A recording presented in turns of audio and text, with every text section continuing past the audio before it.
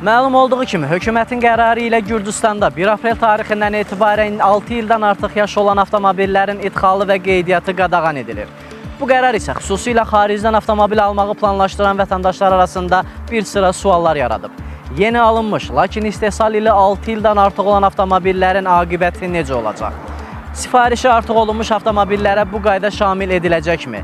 Yaranan bütün bu suallara cavabı daha ətraflı süjetimizdə təqdim edəcəyik.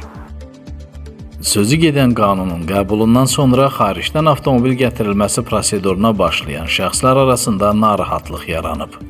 Onlar sual edirlər ki, əgər avtomobil ölkəyə 1 apreldən sonra daxil olarsa, onu qeydiyyata sala biləcəklərmi? Məsələ ilə bağlı 24 News xəbər portalının sorğusuna cavab olaraq Ətraf Mühitin Mühafizəsi və Kənd Təsərrüfatı Nazirliyindən bildirildi ki, avtomobili artıq almış və 1 aprelədək Gürcüstana daşınmasına başlamış vətəndaşlar nəqliyyat vasitəsini adi qaydada qeydiyyata sala biləcəklər.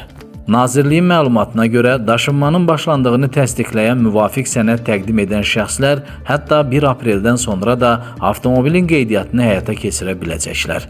Əgər daşınmanın başlandığını göstərən sənəd təqdim olunmazsa, avtomobili ölkəyə gətirmək mümkün olacaq, lakin onun qeydiyyatı aparılmayacaq.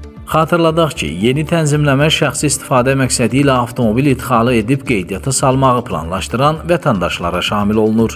Yeni qaydaya əsasən 1 apreldən etibarən ölkədə qeydiyyata alınacaq M1 kateqoriyalı minik avtomobili 2 əsas tələbi ödəməlidir.